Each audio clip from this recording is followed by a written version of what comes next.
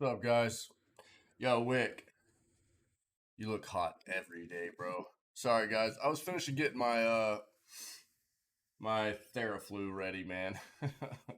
it's I'm still having a bit of a day or a bit of a time with this sickness, man. So I'm moving a bit slow. It's good to see everybody though. Another wonderful day, even if not 100%. Another wonderful day to hang out with you, awesome people, and do some news, do some games, chill. Uh, what, day 11 in Valheim? Yeah, I'm all right. I'm all right. What's up, Overthinker? What's up, buddy? I'm all right, man. Yo, server's up, by the way. If you guys want to hop in there, you can hop in there and start playing.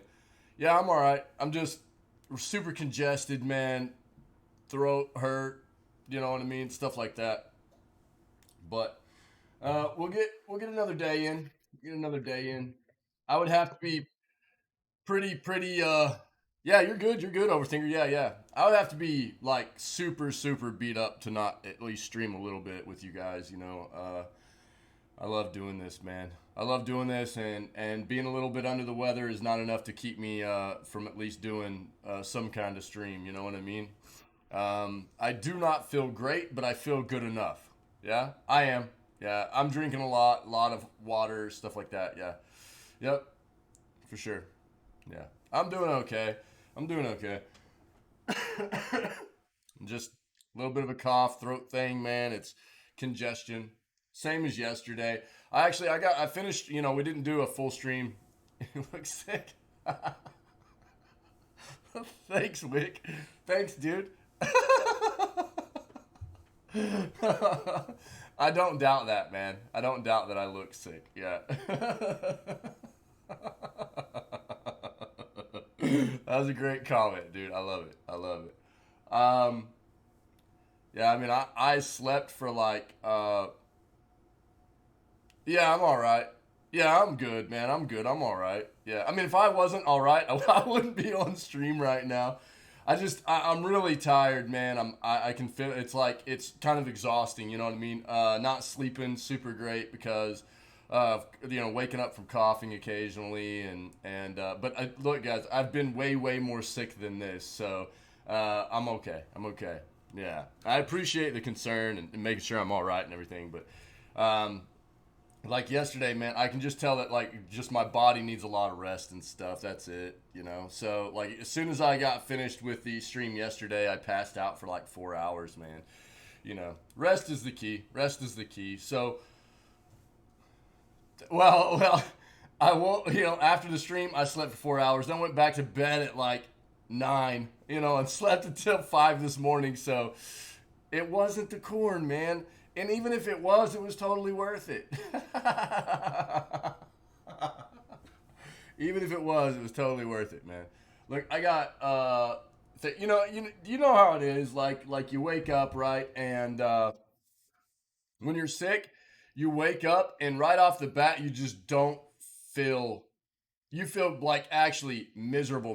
If you've got one of those sicknesses where you're congested and you're coughing and stuff and a little bit of a sore throat, you wake up and you just feel like blah. But after you like get up for about 30 minutes, you get going, get a shower, stuff like that, it kind of loosens a little bit, especially if you like take some medicine. That's just kind of what I'm dealing with.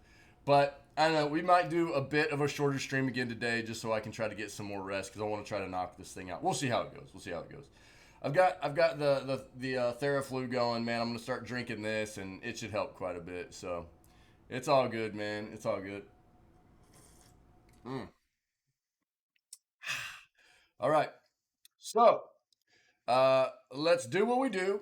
We get into the gaming news segment, right? And then we'll push into day 11 of Valheim. Okay. I've still got a bit of farming stuff to do. Probably mine out a copper node that we started yesterday. Maybe start producing a little bit of stone. We need to get some defenses set up outside of our stronghold there. And so we'll do day 11. Tomorrow starts our Lost Ark weekend content. Now, one of the things we had talked about since the 24-hour stream was the potential of doing some other community games on the, in lieu of or after the Lost Ark content. I enjoy Lost Ark. That's why I'm playing it. Start building your house? Yeah, overthinker.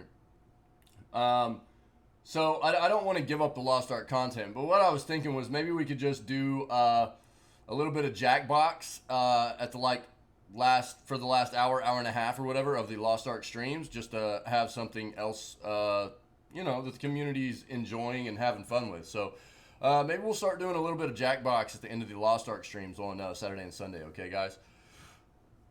On that note, let's go ahead and hop into the gaming news segment. Cool.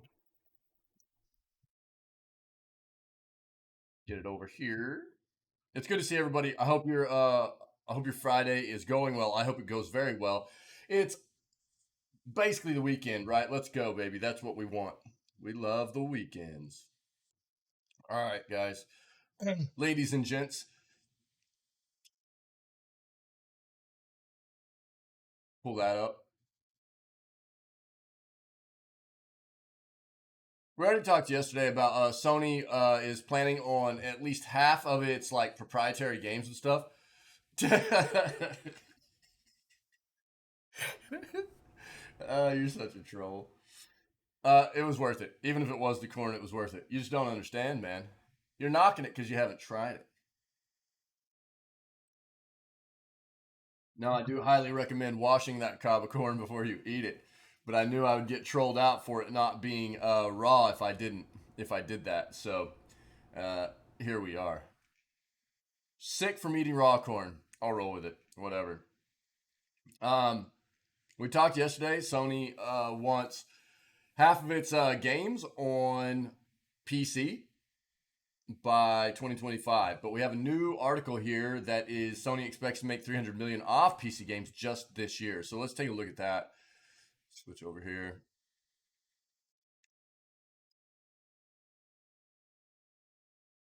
I'm not going to dive into this.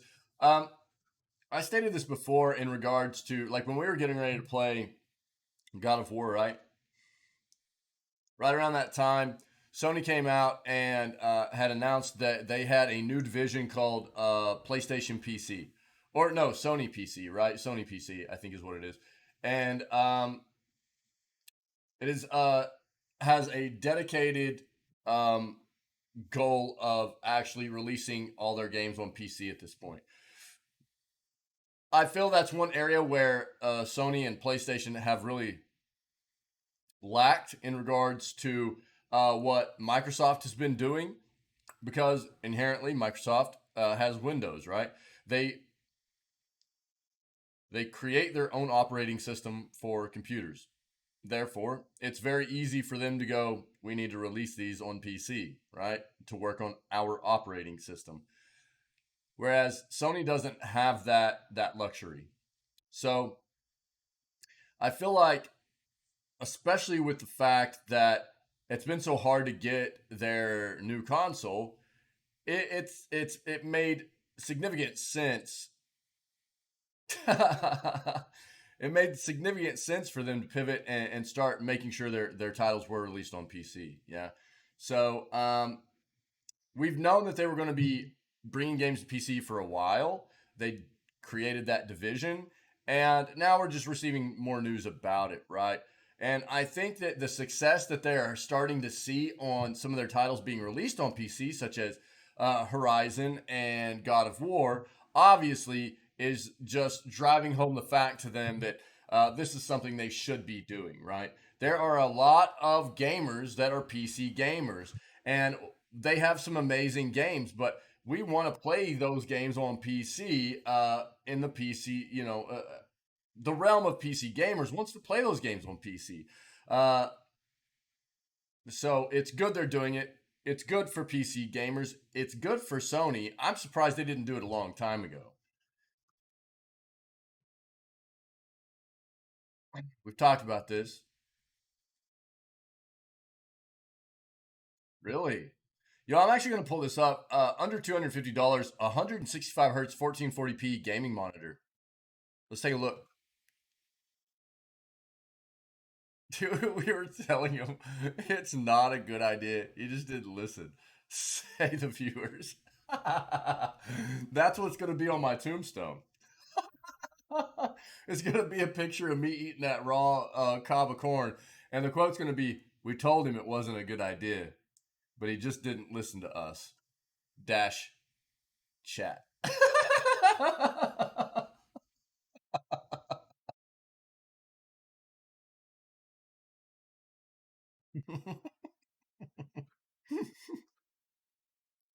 We've already talked about Take Two and Zynga merge, and that acquisition has fully gone through at this point. Now, next big one on the block is Microsoft's acquisition of Blizzard Activision, right? So, which seems to be fully on the way, as long as there aren't any federal agencies that kill that purchase. Yo, F's in chat for Ray Liotta, man. Man,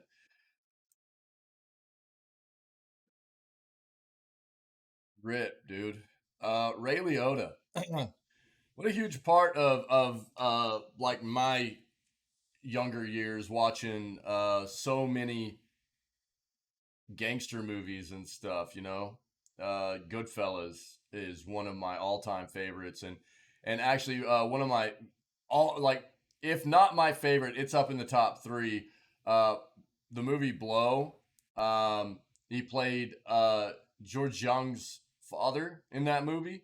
Ray Liotta, man, is just I don't know the individual, as a person how he was necessarily in real life, but just the fact that he brought so much entertainment to us and so many great movies. Rip, rip. Ray Liotta, man. Feels bad. Feels bad. And voiced in Grand Theft Auto Vice City, if you weren't aware. Voice actor there.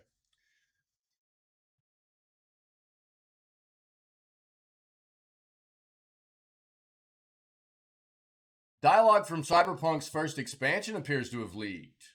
All right, let's take a look at that. Amazon Prime's free games for June are revealed.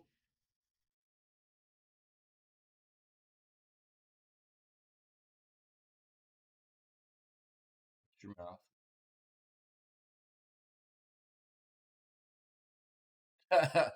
Diablo Immortal scorned on reveal. Wants to be a hit on mobile and PC. All right, let's take a look at that. Yeah, rip, man. Ray Liotta, dude. Feels bad. Yeah, all three Bioshock games are currently free on Epic Game Store. I'll pull that up so I make sure we talk about it. Metal brought that to us during the stream yesterday, and then our buddy Timwin actually dropped it in Discord yesterday as well. So, shout out to both of those community members. Thank you guys. So, yeah, Bioshock. Now, I haven't taken a look yet, but one of the big things to note, and I'll talk about it more once you get in here, is that there is some really good DLC, especially for Bioshock 2. Okay? One second, guys. One second.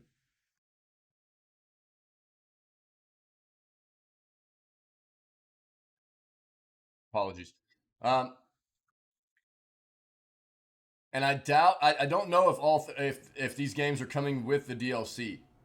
I know there's a lot of DLC for, I'm blanking the name of the third Bioshock game, Infinite. I know there's a lot of DLC for Infinite too. Um,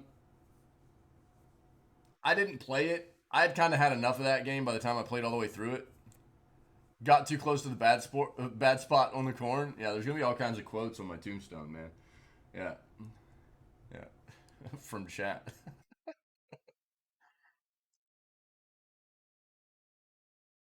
So, we'll take a look. I don't think it comes with the DLC, but if it would be really nice if it did. The Minerva DLC for Bioshock 2 is excellent. And apparently, you get a much better understanding of what's going on story wise.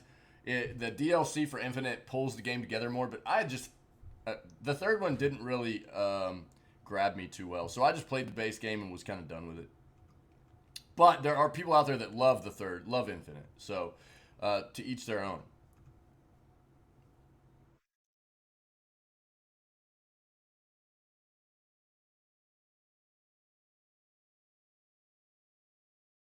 Xbox Cloud Gaming Stick Taking New Approach. Let's see what that's about.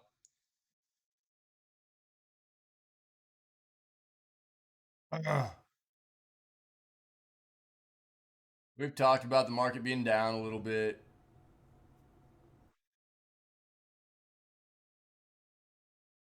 Switch Online adds new batch of retro games. We'll see what's going on there. All right, let's pivot here into our other search. Bro, what?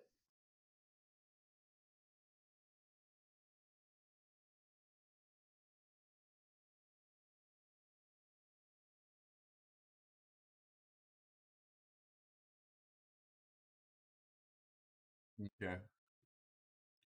Yeah, we got that up.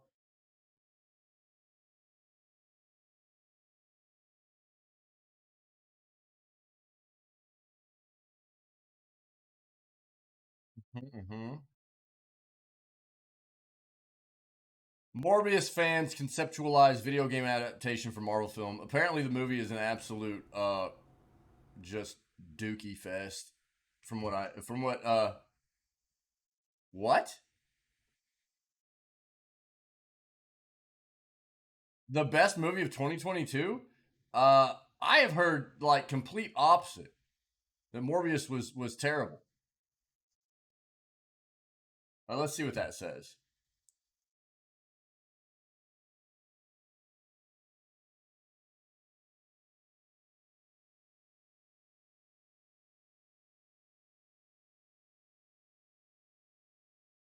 Game pirates trolled with controller errors and endless rain.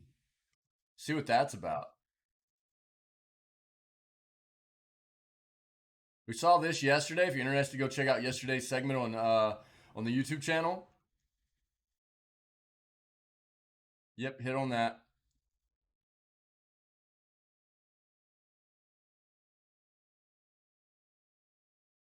That's about the unionization. It is one of the movies ever made. That's for sure. Yeah, no doubt there. Excuse me, guys. Sorry. Yeah, it's definitely a movie that got made. Yeah, yeah. Thanks, Pinky. Yeah, I agree. Absolutely.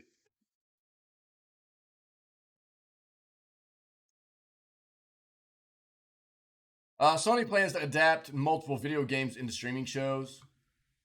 We already know that God of War is being made. We'll see what else they talk about there. We already have this pulled up. Free Amazon Prime games for June.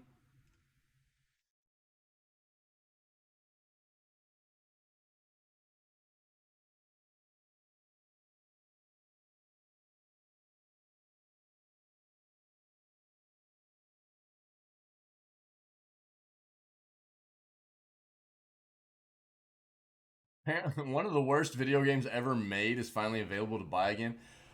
Sonic 6, released on PS3 and 360. Apparently, that's out there to buy again. We'll pull it up. That's fine. All right, let's stick with that. Let's stick with that and see what we can get into here. All right. I'll turn the fan on real quick.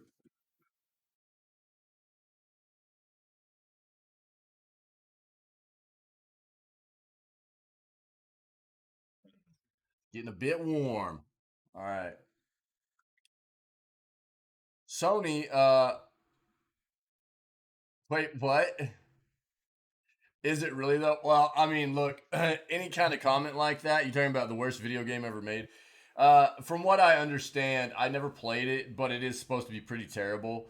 Uh, Now, the worst video game ever made would be like something that's very respective to each individual's thoughts on what that title would be. So, um, there's a generalization out there for some of the more horrible games that have been made over time, and that's one of them. But it often is going to be just very subjective to each respective individual. You're right. to what would be considered the worst video game ever made. Because if somebody's never played that Sonic game, but they have other games that they thought were absolute trash, the games they thought were trash are going to trump in their mind a game they never played, right? So, I mean, that's what I would say about a lot of these articles that we pull up is that to an extent, it's subjective, right, for the writer and but there is a general understanding of some of the worst games that have ever been made, or there's a general consensus regarding many different topics in the industry, right? So, but take some of that with a grain of salt because the individuals writing these articles are going to have a bit of their own bias in some of the stuff they write quite often, right? But we'll see what they have to say about it. Just like that's kind of the same thing I thought about whenever we saw the Mobius article, and it was like the best movie of the year, and I was like, this might be coming from somebody that has a real soft spot for either Jared Leto or Morbius as a just Morbius content in general, because everything I heard was that it was like terrible. We'll pull up like Rotten Tomatoes or IMDb at the same time and see what the ratings for the movie are while we read this article. Uh, Sony expects to make $300 million off PC games this year. Sony is telling its investors to prepare for a big PC gaming windfall in the coming year, really big. And aside, in a business segment briefing for shareholders today, one slide showed off Sony's net sales from PC games thus far. Oh, is that it? It's actually becoming a meme? Is that what they're doing? They're memeing out? Okay, I didn't even know it had already gotten to that point. Like, it's so good. Okay, gotcha. Like with a slash S there, yeah? Just being super sarcastic. Gotcha. Thanks, Pinky. One slide showed off Sony's. Yo, Mamzel, what's up, my friend? How are you? It's good to see you, buddy. One slide showed off Sony's net sales from PC games thus far, highlighting how titles such as Horizon Zero Dawn, Days Gone, and God of War had brought in 80 million in the last fiscal year. The gaming giant expects more to come and is telling them to expect a whopping 300 million in net sales on PC in the coming fiscal year, ending March 31st of next year. That's a massive jump, especially for a gaming hardware manufacturer that only just in recent years dipped its toe into the PC space with real seriousness. What's more, it's not fully clear where that chunk of change is coming from. At the moment, Sony's only announced plan for PC is Uncharted Legacy of Thieves collection, which still doesn't have a release date. What's most likely happening here is that Sony has high expectations of Bungie, with its acquisition of Destiny 2 maker expected to close by the end of this year.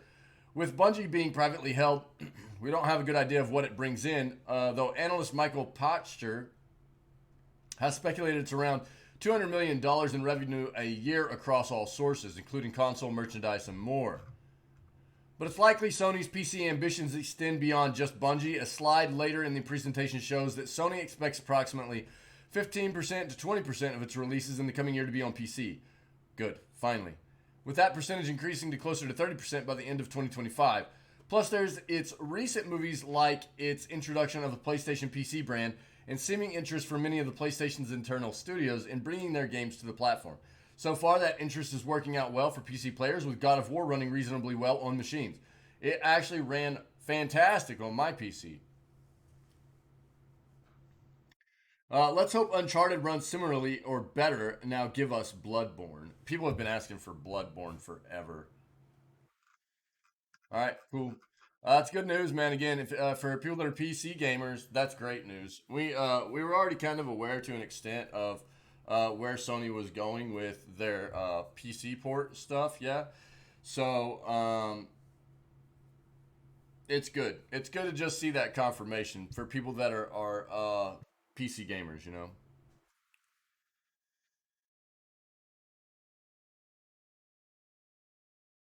Yeah, Wick's been memeing me out all morning, saying I'm sick because I ate raw corn.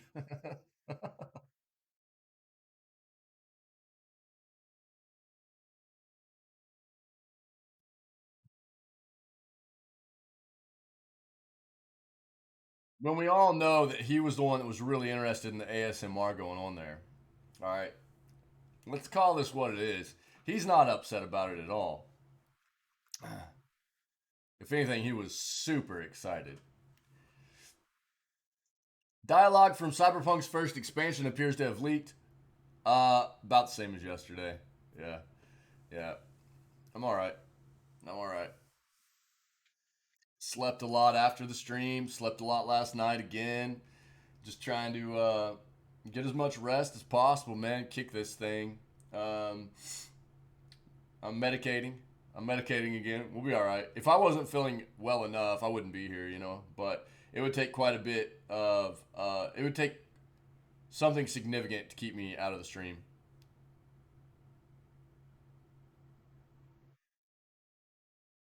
Wait, what? What are you guys talking? What is that about, Wick? Dialogue from Cyberpunk's first expansion appears to have leaked, outlining the main quest. Um, the DLC will reportedly explore new areas of Night City. Yo, Mamzelle, are you and Syke actually gonna meet up? I'm pretty sure he's in Canada right now.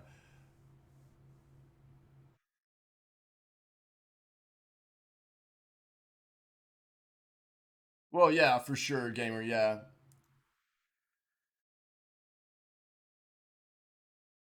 yeah. No, I mean, I try to express that sentiment quite often, right?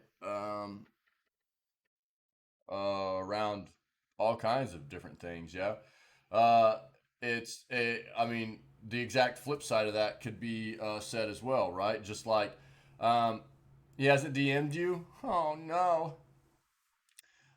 There are a lot of games out there that we play that are highly, highly rated games, and we've had people, even yourself, go, "Eh, it's not really for me," you know. So the same can be said vice versa, right?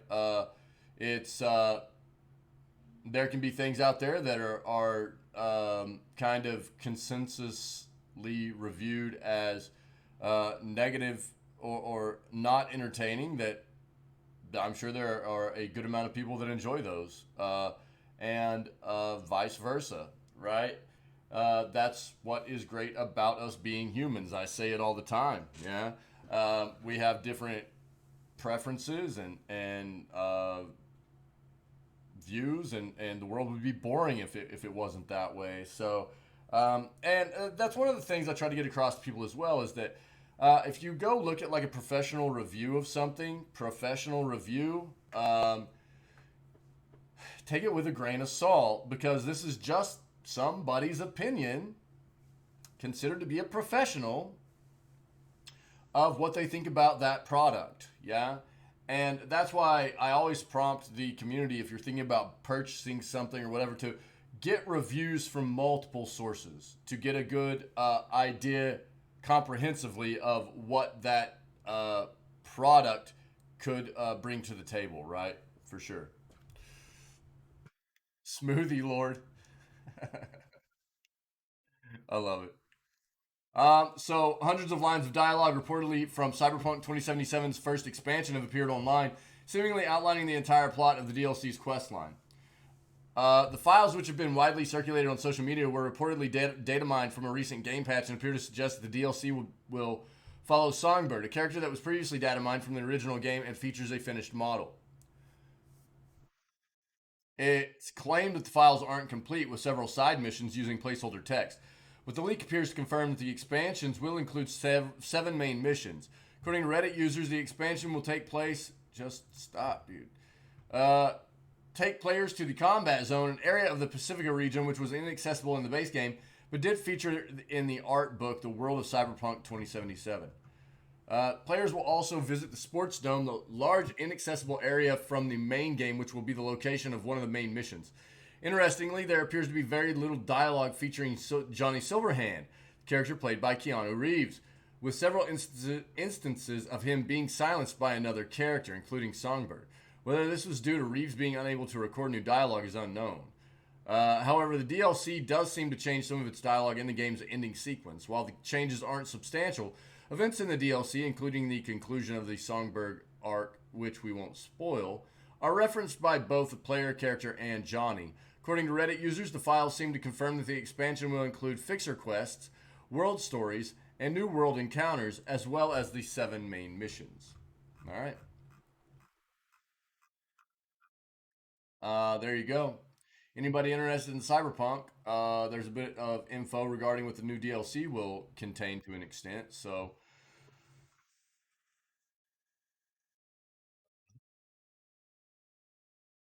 Amazon Prime Gaming free games for June revealed. Shut up. I've got to look at Pinky's ad blocker stuff, dude. I haven't done anything but sleep since I got sick, man. Since the 24-hour stream.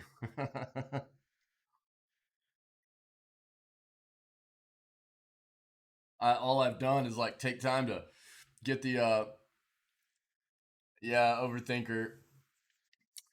I think part of that depends on if it's on PC or console, because I mean we our community member Tim Wynn actually played the game. I think right around when it released, if not on release, and said that it wasn't terrible on PC, but there is no doubt that the game was absolutely horrific on consoles, right? And so I don't know. I haven't given the game a try. I don't really plan on it right now. It's one of those things where um, I it's just that tell we hear over and over, right? That game gets super hyped up and they've got like trailers that make it look really cool, and then instead of taking their time and trying to make the game as good as possible, having a view on creating a good game and a view of trying to make sure that they are um, presenting their product to us gamers as a something nice, right? They just rushed it out, and it was an absolute kind of disgrace, and it made a lot of people feel scammed. And so I don't think that I will probably ever purchase it. If I get it for free, maybe I'll try it. You know, put Cyberpunk next to Sonic. Yeah, Anthem. I mean, you name it. There's all kinds of them out there, right? But Cyberpunk was pretty terrible. Pretty terrible. Yeah. So, I mean, it feels bad, and I find it very hard to want to support companies that do that kind of thing. So, um, I've heard that when it plays well, it can be entertaining, but it doesn't always play well, right? So, it feels bad, man. Yep. Um, Now that May is almost done, Amazon's Prime Gaming has officially announced the new titles that will be available for free to Amazon Prime subscribers in June 2022. Free games, excuse me, guys, I'm sorry, and other in-game loot are a regular feature of Prime Gaming. Through availability, though availability tends to rotate on a monthly basis, in total, June 2022 will see 6 different video games available to claim in the form of Far Cry 4, Escape from Monkey Island, Astrologaster, Across the Grooves, Calico, and WRC 8 FIA World Rally Championship. As with other similar subscription services, there are some caveats with Amazon's Prime Gaming. Require Amazon Prime subscription to claim, most important, and these are PC only titles. Only available for a limited time, and depending on the specific video games, digital platforms like Origin could be required. Yep, yep.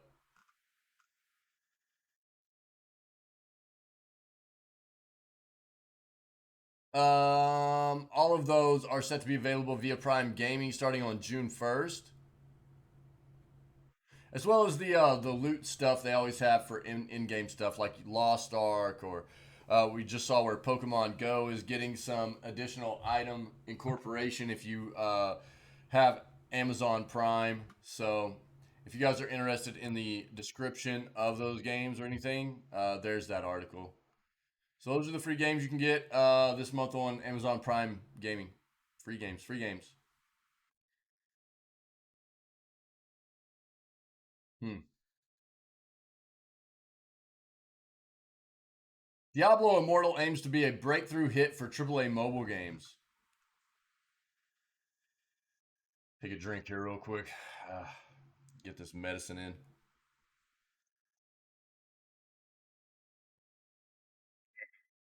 In 2018, longtime Blizzard game designer Wyatt Ching announced Diablo Immortal for mobile devices. A testy audience booed, displeased with the decision at the time to not release the game on PC. Yes, medicine.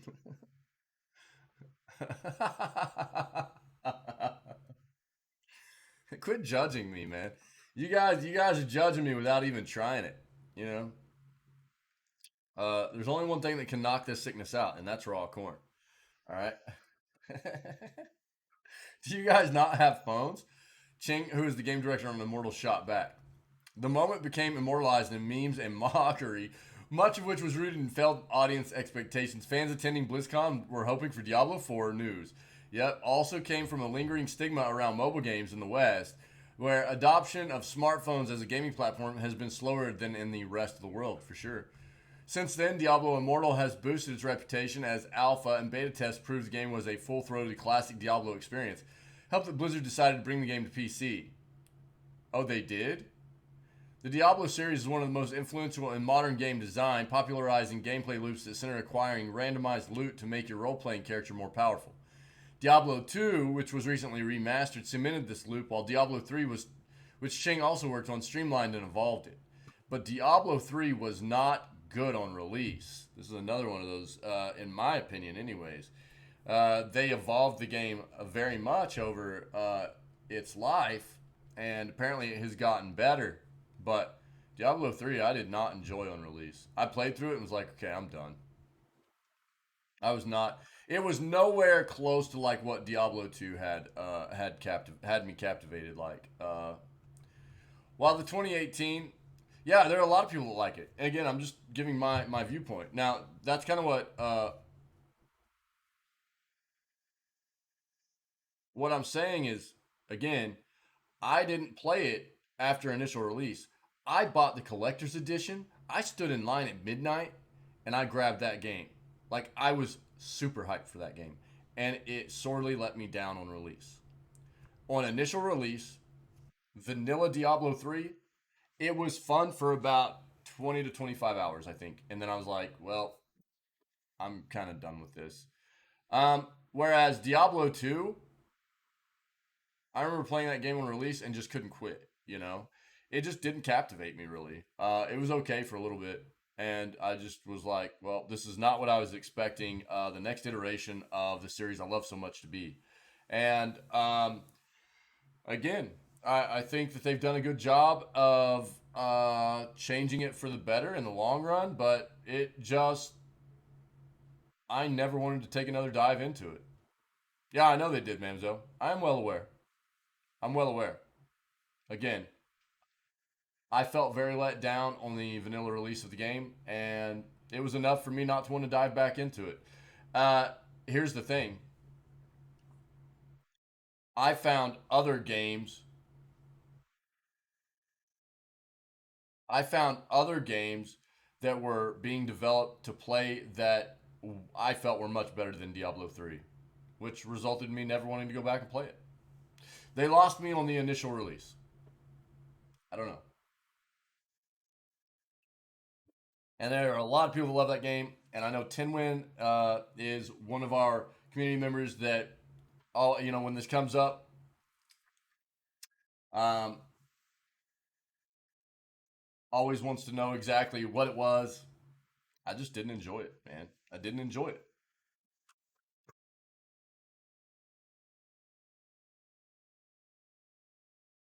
And it's been so long at this point. I mean, have to go back and take a serious look at what it was that it just didn't grip me like the because I was huge Diablo 1, huge Diablo 2, and then 3 I was just meh.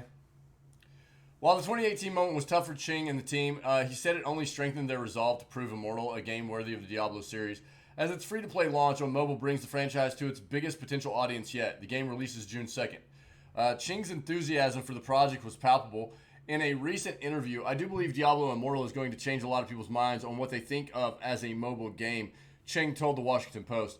That was one of our goals since the beginning. Let's elevate the standards for what people can expect from a mobile game. I'll be completely honest with you. I mean, one of the games the game that came out that really won me over in lieu of like basically what I expected Diablo 3 to be is what Path of Exile turned out to be. Wait, do what?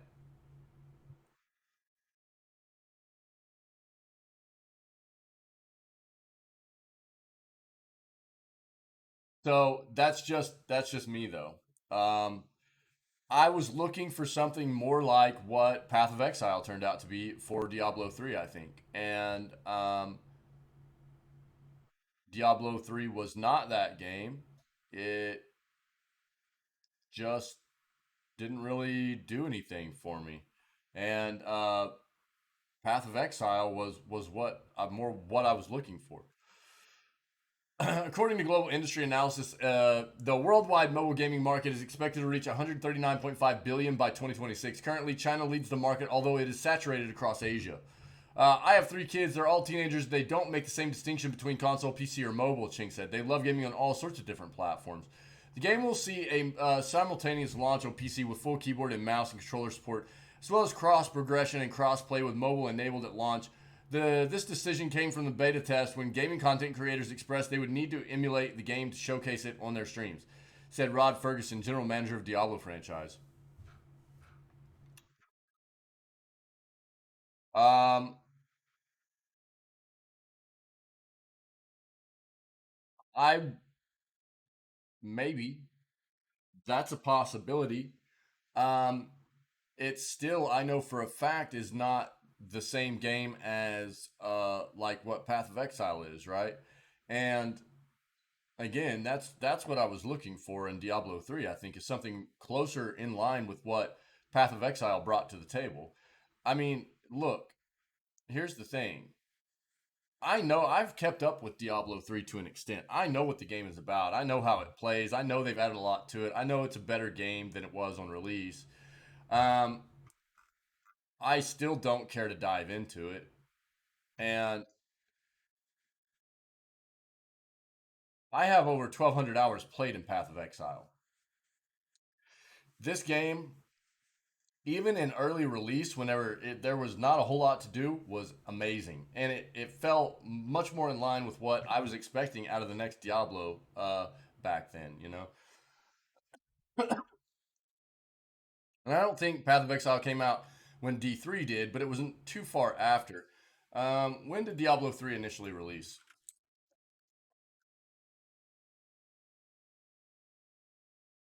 2012,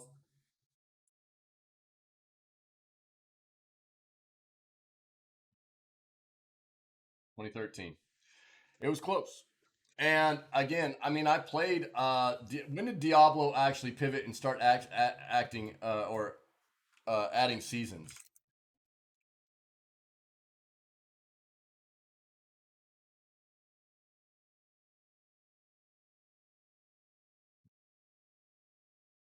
See, this is the thing, right? And I was pretty sure that this was the case. They didn't even start adding seasons to Diablo 3 until like 2 years after it was released. Um, so it basically was not necessarily vanilla, but they didn't start adding seasons in it or anything like that until 2 years after it was actually even released. And by that point, I had already found Path of Exile, and it was just much more captivating to me than Diablo 3 was. It's just my preference, man.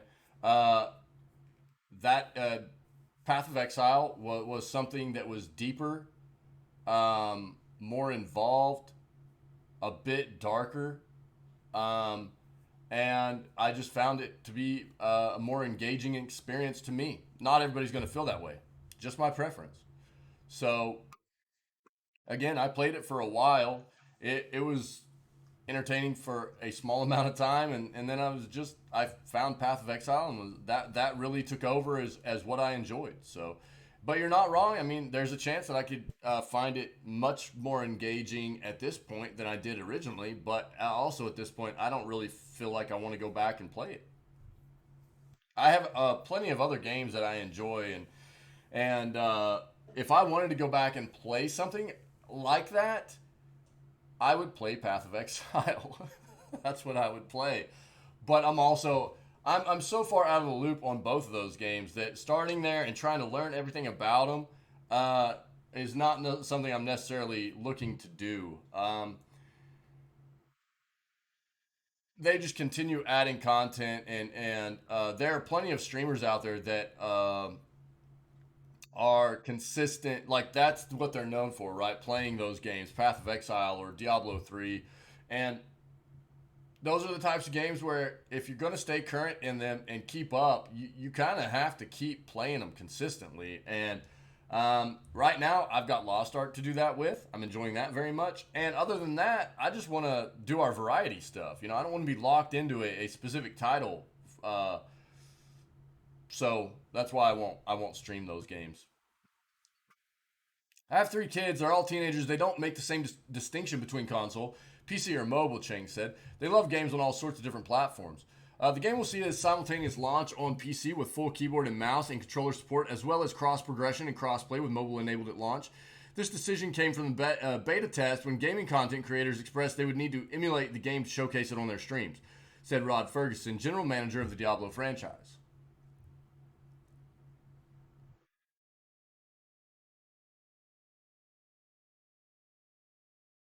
The idea of not having native support for PC and content creators didn't feel great.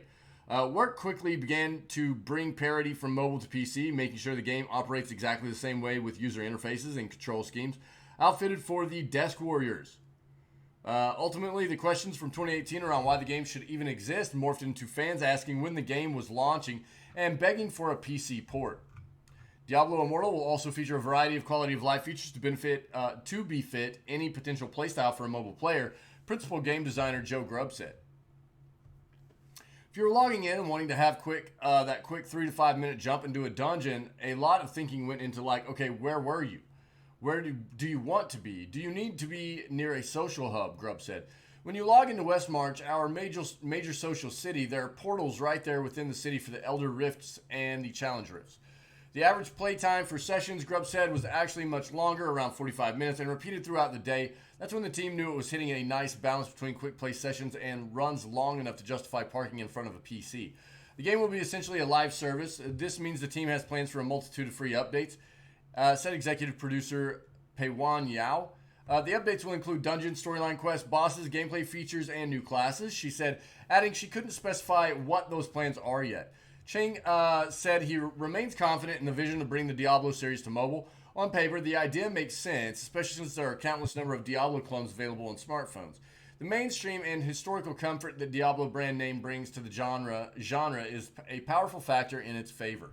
Just because it's on a small device or screen doesn't mean it's a small project, Chang said, adding that it's the studio's most ambitious Diablo project yet. The team and effort and resources are just as large for Immortal as they've been for Diablo 3 and Diablo 4. Well, I think what was a really smart pivot on this was definitely for them to bring it to PC instead of having to run like an emulator or anything on it, you know?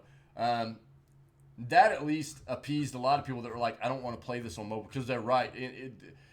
Mobile gaming in the West is not what mobile gaming is in the East. It's still a thing. It's just not on the same scale. People in the West traditionally want to play on a console or a PC. Uh, not that again. There's not saying there's not a large amount of people that play mobile, but it's definitely not like it is in the eastern part of the world. So I don't know. You guys gonna try it? I haven't even seen anything about it yet. I might give it a shot. I might give it a shot. I'm not a big mobile game player, but I've dabbled in mobile stuff occasionally just because I love games and you know, being that person, occasionally I'll find something that piques my interest a little bit. Um, Maybe I'll try out Diablo Immortal and see what it feels like in my off time. And let you guys know. Yeah, it won't be anything I stream. I don't think. I don't think. I don't know. Maybe I'll put it on my PC. We'll stream it. See what's up with it.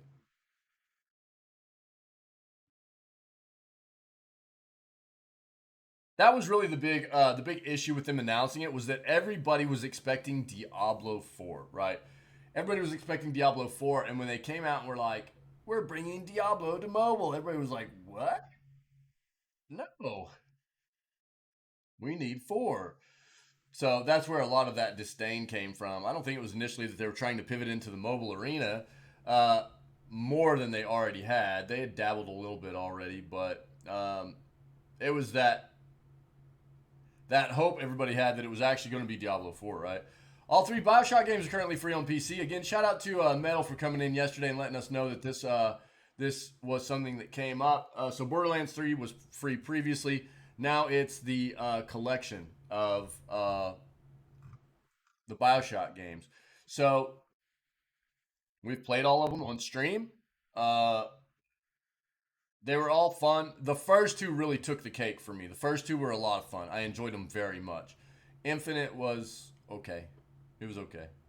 Um, Now, what I'm interested in is if these actually have the DLC. Again, shout out to Metal for coming and letting us know yesterday during the stream, and for Tinwin dropping it in Discord to make sure we were aware as well. Uh, I'm not going to do a would you kindly joke. I'm not going to do it. I'm better than that. You don't need to be brainwashed to know how good a deal it is to get all 3 Bioshock games on PC for absolutely nothing at all via the latest Epic Game Store giveaway. Starting today, this was probably yesterday. Here's the big deal. Bundle includes remastered and touched up versions, which we played. We played the remasters. Yeah. Yep. Yes, it is. Yeah. Thanks, Mamzelle. Yeah. Yeah. Knockout City will be free June 1st. They are breaking away from EA. Yep.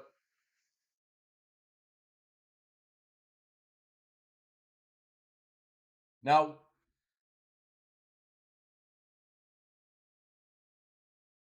it's no longer going to be on the Epic Store. Is that correct? I thought I read that. Did I read that? We'll pull up. We'll pull up. I know there are an amount of people that play that in the community. Uh,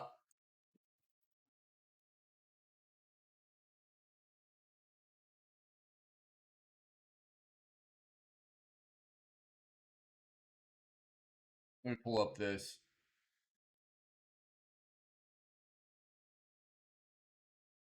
No, no, no, no, no, no. It was being pulled off of Game Pass. That's what it was, right? Yeah, it's not going to be on Game Pass anymore. That was the play. Not on Game Pass anymore. Sorry. Sorry. I was being dumb. I think that's the play. It's not going to be on Game Pass anymore. You'll still be able to grab it where it's been available. It just won't be on Game Pass. Yeah. I'll bring that up at the end and we'll talk about that, Manziel. Thank you. Yeah. So they're breaking away from EA. Their contract's going to be done. Good for them for getting away from that terrible company. But that also means it's no longer on Game Pass. So, but I think it's gaining enough popularity at this point. They don't need that necessarily.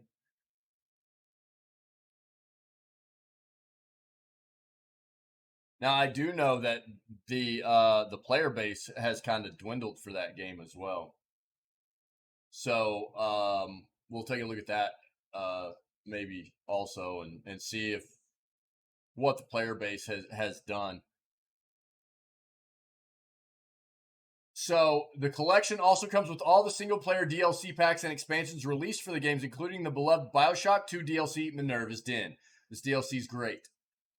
So it does come with all the DLC. That doesn't usually happen on Epic Games. So as with past freebies from Epic, it's yours forever once you create an account and redeem the game. And as usual, this offer is only for the PC versions. Oh, for real? Yeah.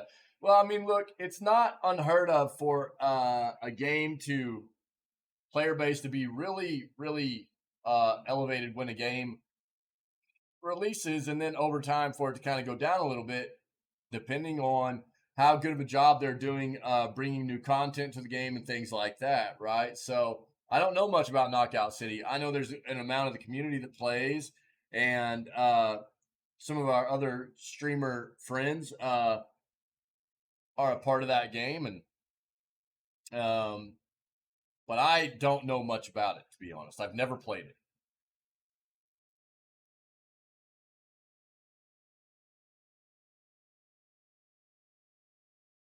Yeah, so you have until June 2nd to grab the Bioshock games, and they have all the DLC. That is significant. Go grab these. Go grab these. And June 2nd, it'll turn over to their next game, right? Here you go. I'll throw it in chat if you want to read. My bad. About the Bioshock games. They're amazing. They're creating Bioshock 4 right now. It's supposed to be an open world game. Hopefully, they do a good job with it. And I don't know. Check it out. Get those free games, man. The first two, especially in my opinion, were excellent, excellent plays. And even as old as they are, they hold up really well. They hold up really well. So go check them out. They're a lot of fun. A lot of fun.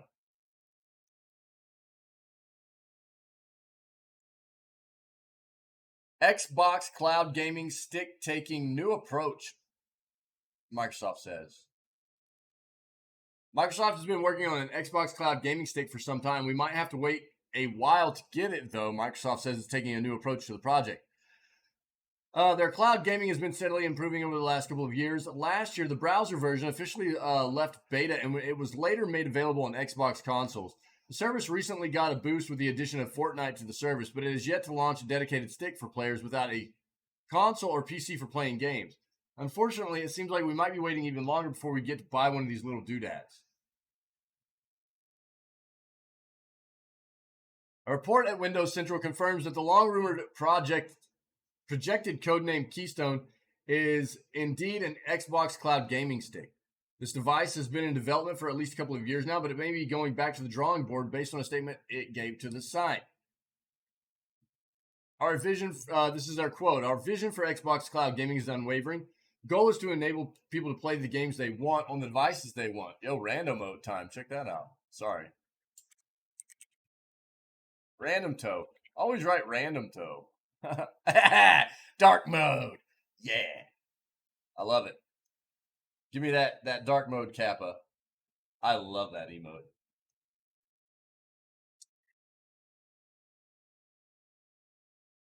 As announced last year, we've been working on a game streaming device, codenamed Keystone, that can be connected to any TV or monitor without the need for a console.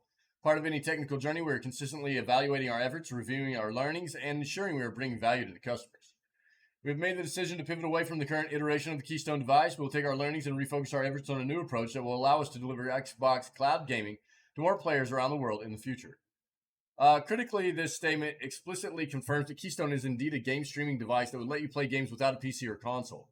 Unfortunately, it also confirms that the current prototype, whatever it might look like, isn't quite up to snuff, and they're making a new approach.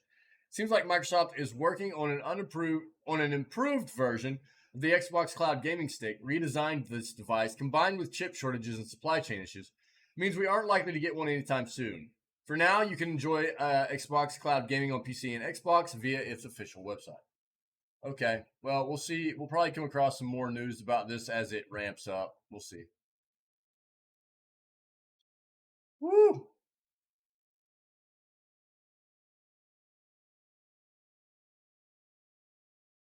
Coffee doesn't taste the same after drinking medicine. Can confirm. Shut up! So tired of it. Nintendo Switch Online adds new batch of retro games.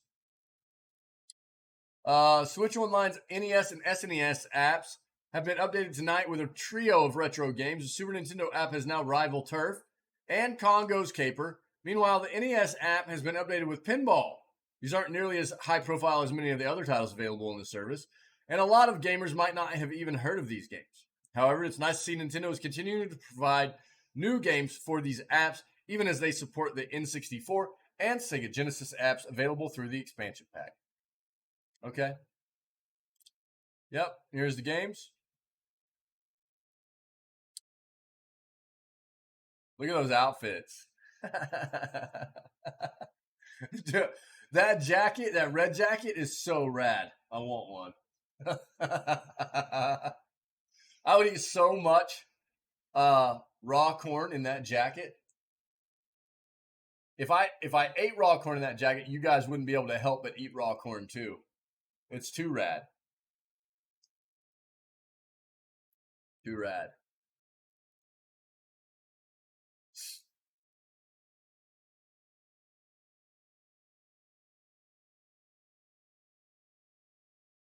Oh, dude, this is what I'm talking about.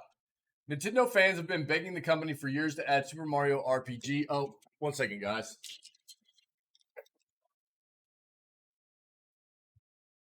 My bad. My bad. This is this is like one of my favorite Super Nintendo games of all time. Nintendo fans have been begging the company for years to add Super Mario RPG Legend of the Seven Stars to the service, and that continued tonight following this announcement. The 1996 game holds a special place in the hearts of many fans, and it's one of the most high profile games still missing from the SNES app. So unclear if some kind of licensing issue is preventing the game's release. It was developed by Square.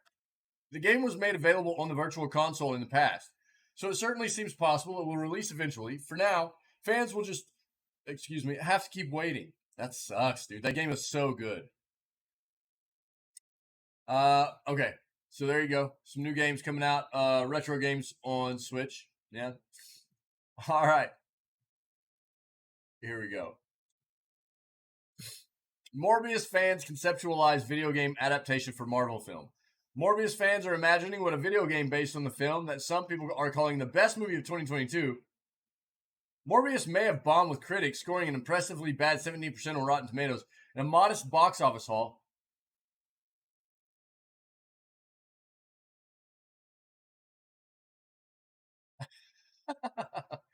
but sorry, but it is experiencing a second life on streaming. The Marvel movie has already topped some streaming charts, and it seems that it's in part because of all of the Morbius memes. And any other circumstance, a movie that bombed this hard would have already have left the cultural zeitgeist.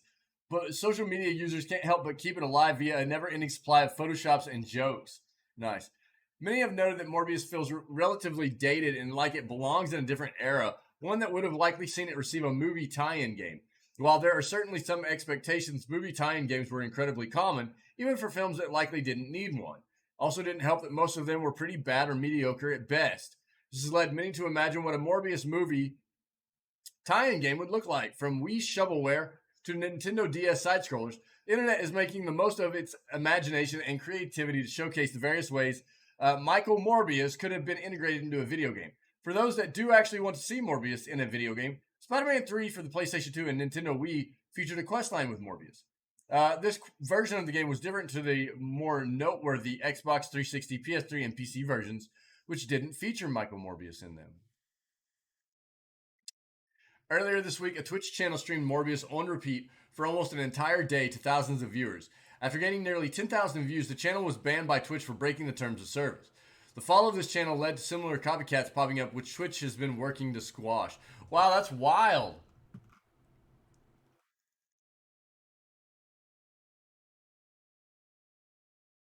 Shut up.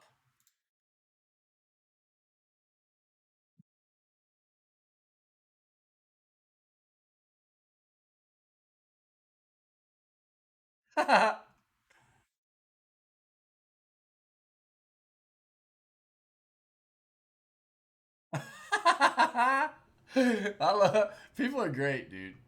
They do some cool stuff.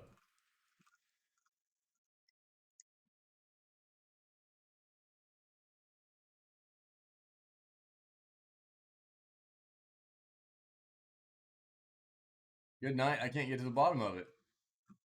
Yeah, it's just a bunch of tweets showing all the Photoshop stuff that was done.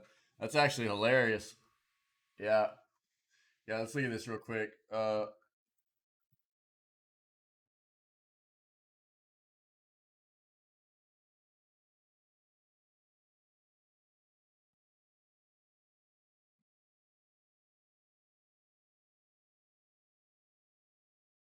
Metascore of 35, man.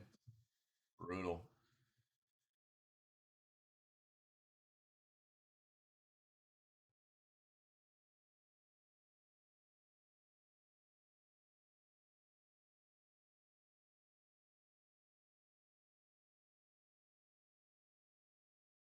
Again, these are based on like professional reviews, right?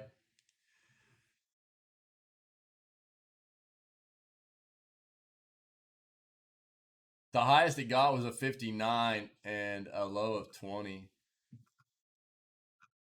Where are the user reviews? See, this is one of my big things, right? Um,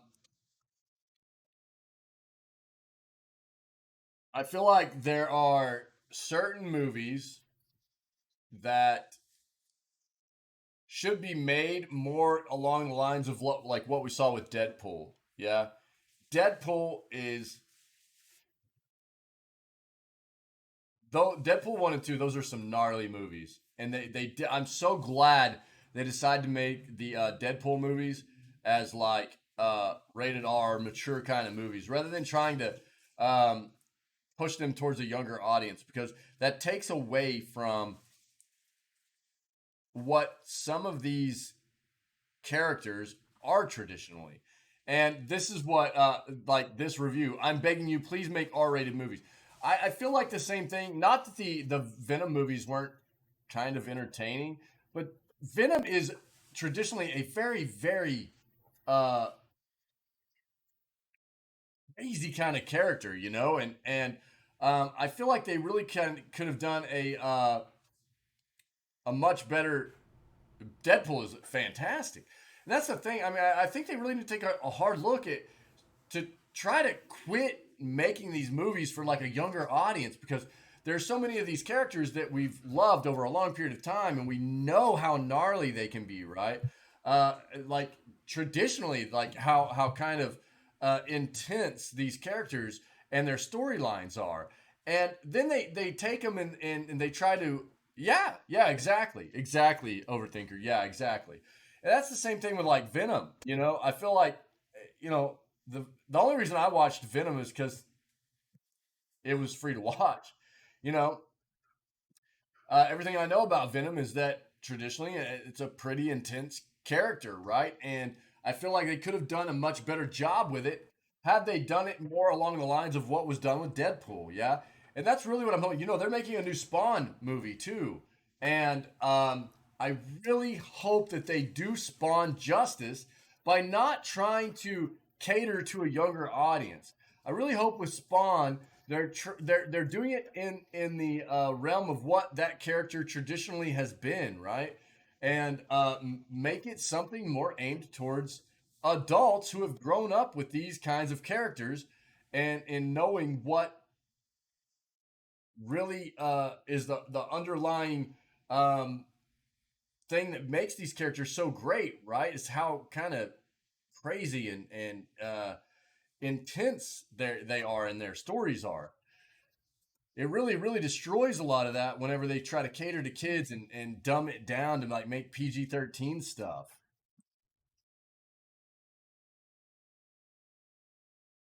Not that every character needs that, but there are definitely some that do. Speaking of that,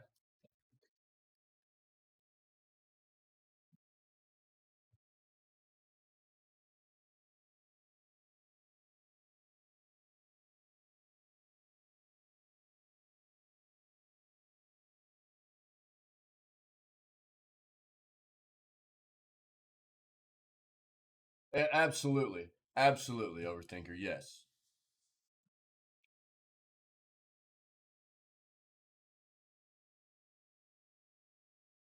Okay. There's not much about it yet. I tried to go back and watch the old Spawn movie here recently. It was brutal. It was brutal. But I love John Leguizamo in it. Uh, that was great. But I am really excited to see what they do with the new Spawn movie. I hope it's really good. I really do. Well, there we go. Game pirates troll with controller errors and endless rain. Why just lock them out of a game when you can let them in and mess with them? Ah. One of my favorite things to write about on this website are the creative ways developers have learned to mess with people pirating their video games. So it's with great pleasure I get to share another example today. Ross Simmons, the CEO of Big Ant Studios, has been talking on Twitter today about some of the measures his company has used to deal with pirates, which are far more creative than just denying them access to the game. Speaking specifically about sports game Cricket 22, the studio's latest release, he says Big Ant just turned on their own idea of piracy protection for the game, which involves making the whole screen flash white between matches. like these kinds of anti-piracy measures often do, it's drawn a lot of oblivious pirates to the game's support forums, asking for help in fixing their problem. Yeah, purchase the game and all your white screen issues will magically disappear. The white screen is just the start of Big Ant's plans, though. Responding to former Kotaku AU editor Alex Walker's questions on Twitter, Simmons says the company has other things in store. Some of them are favorite measures from older games, like making sure pirates lose 100% of coin tosses, displaying controller connection error messages, and most frustrating of all, making sure they have to field first while the AI bats. Then, when it's the player's turn to score some runs, making it rain forever until the game is canceled, which is something that happens in cricket. That's crazy. Yeah, yeah.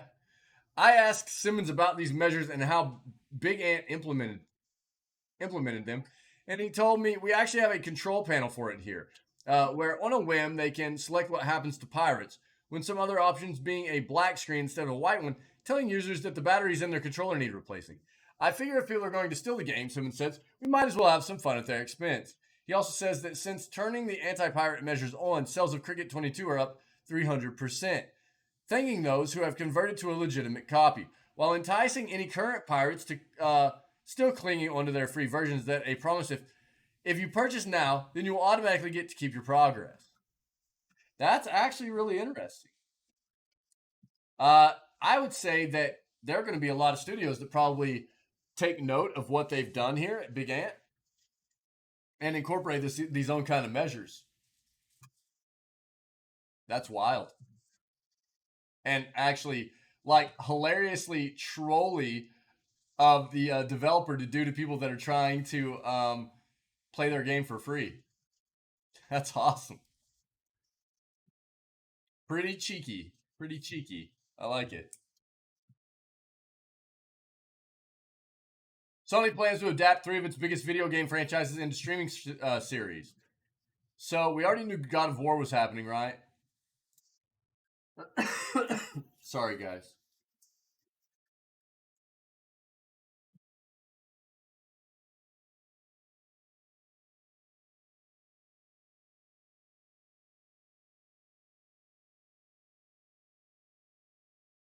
First ever was a feature film based on the Uncharted video game series, an Indiana Jones-esque adventure that raked in more than $400 million. Now, the Uncharted movie actually did really, really well, making it the 4th highest grossing video game film of all time. Its award-winning game, The Last of Us, which tells the story of a man and a young girl surviving in a post-apocalyptic world, is currently being made into an HBO series due out next year. Yep, we knew that.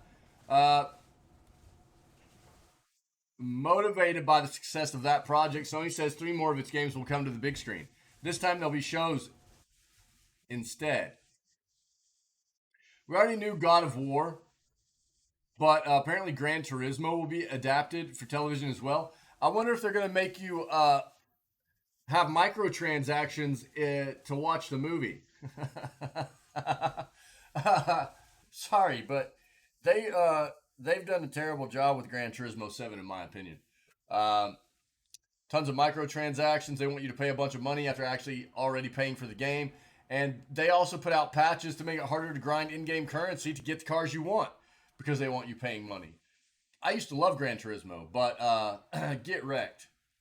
They did a terrible version on, or a terrible job on 7 with just trying to be as greedy as possible. Yeah. Metal, what's up, buddy? What's up, dude? I was shouting you out just a second ago. God of War, yep.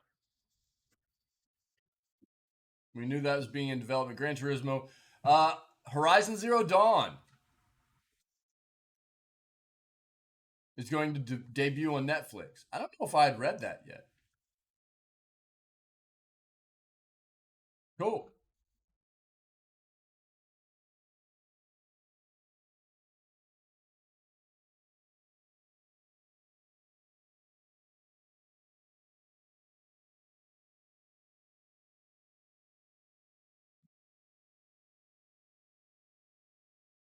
Netflix continues to invest heavily in adapting video game properties. Its more recent Castlevania and Resident Evil shows have performed well. Did you guys watch Castlevania? It's really good.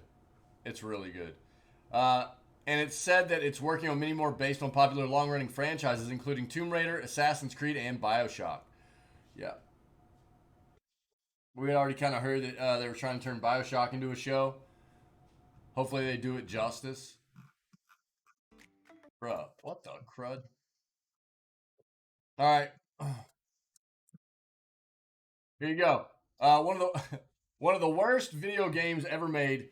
One of the worst video games ever made is finally available to buy again. Um, Since his debut in '91, Sonic has cemented his status as a gaming icon. More recently, that success crossed over into films after Sonic the Hedgehog 2 beat out some pretty dire competition to become the most successful gaming movie adaptation ever. Yeah, yeah, overthinker. Yeah. Yeah, apparently the new Sonic movie is awesome. I haven't watched it yet. I'll watch it with my kids at some point before too long, probably. The new Sonic the Hedgehog 2 movie is supposed to be legit awesome. Despite the franchise's success, Sega are no stranger to creating a dud, which is exactly what 2006's Sonic the Hedgehog was. Also referred to as Sonic 6, the 3D platformer was released for the PlayStation 3 and Xbox 360 and is considered to be one of the worst games of all time. Despite that fact, Sonic the Hedgehog will soon be available to purchase once more. Game was delisted from digital stores but has since been spotted on the 360 marketplace a whopping 10 years after it disappeared. If you've got a spare $5 to spend on a heap of trash, then you're in luck. Sonic the Hedgehog is currently only available on 360 and is not compatible with Xbox One or Series XS. The Sonic the Hedgehog was made by Sonic Team. Development on the title was rushed so that it could be released in time for Christmas. End result was rife with bugs. Add in a clanky camera, terrible loading times, a poor story, and questionable voice acting. You see why Sonic the Hedgehog was so critically panned. It's not yet known why Sonic the Hedgehog has returned, and the likelihood is that it's probably a glitch given the limited availability. Wouldn't be the first time Xbox had made an error like this, but who knows? Maybe Sega is embracing their dark past. Either way, if you did desperately want to get your hands on the game, probably gotta go fast. Gotta go fast, just like Sonic. Played the worst Sonic Hedgehog game, so you never have to. I'm not gonna dive into that, but there you go. If you're interested in trying out potentially the worst Sonic game ever made, maybe. There you go, Sonic 6. I'm great, but I mean, I'm good, dude. I'm good. I feel pretty rough still today, but not so bad. I can't be here and do what I love to do, buddy. Just how'd you rest, man? This will be the last article for the news segment. If anybody has anything else to bring, let me know in chat, and I'll look it up before we end the news segment. Okay. Um, Last one we have right now though is what we were talking about a little bit previously. The Knockout City game celebrates its first anniversary with free to play imminent. Yeah. So here's the thing: if you're not aware, the game had been on in a contract with EA for the first year, and which also brought it to Xbox Game Pass. That they are breaking away from EA, which I think is an excellent move on their part, and so it will no longer be on Game Pass, but it's going to be free to play. Switch has some rather good free to play options. June will add more to the ranks. On 1st June, as a reminder, Knockout City will be going free to play. Developer Velen Studios, well known for Mario Kart Live Home Circuit, will also be parting ways with EA and taking on publishing duties. The same date will also be the launch of Season 6 for the game. Certainly seems like a fresh opportunity for the multiplayer dodgeball extravaganza. We liked it a lot in our review, but there's also the inevitable reality that some of us will have fallen off of it, or perhaps played the extensive free trial but then not taken the jump with a purchase. No doubt Velen Studios has looked to the free-to-play successes of games like Rocket League, and of course we also have Fall Guys going free when it arrives on Switch and Xbox on 21st of June. In any case, the video at the top of the page is well worth a watch, and this scribe is certainly tempted to give Knockout City another try in June. Season 6 will be called City of Tomorrow, has also been outlined previously, so take a look if you want the full details. Most importantly, it will include a crossover with the murder space party game Among Us. Let us know if the comments you in the comments if you're planning on trying it out. Alternatively, if you've been playing it all along since launch. Yeah, yeah, we have an amount of the community and some of our streamer friendos actually play this and everything. Among Us. Amagas. I can't even talk, man. I can't breathe. I can't. My speech is terrible in the first place, and when I can't breathe, I I'm even worse. Amagas.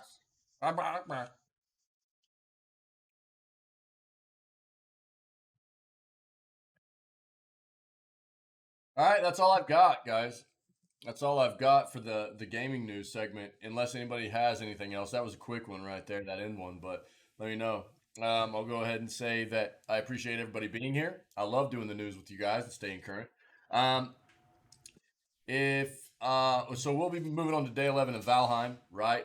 If you are watching this as a VOD later, if you weren't able to check it out live, then it'll be on YouTube, right? And if you are checking it out on YouTube, do me a favor, if you're enjoying the content, uh, think about hitting that like and subscribe button. Maybe leave me a comment so we can have a bit of a discussion about some of the topics we went over today. And other than that, just stay healthy, stay safe, be kind, and we will catch everybody for the next segment of video gaming news at the beginning of the stream tomorrow before we head into our Lost Ark weekend content. Okay.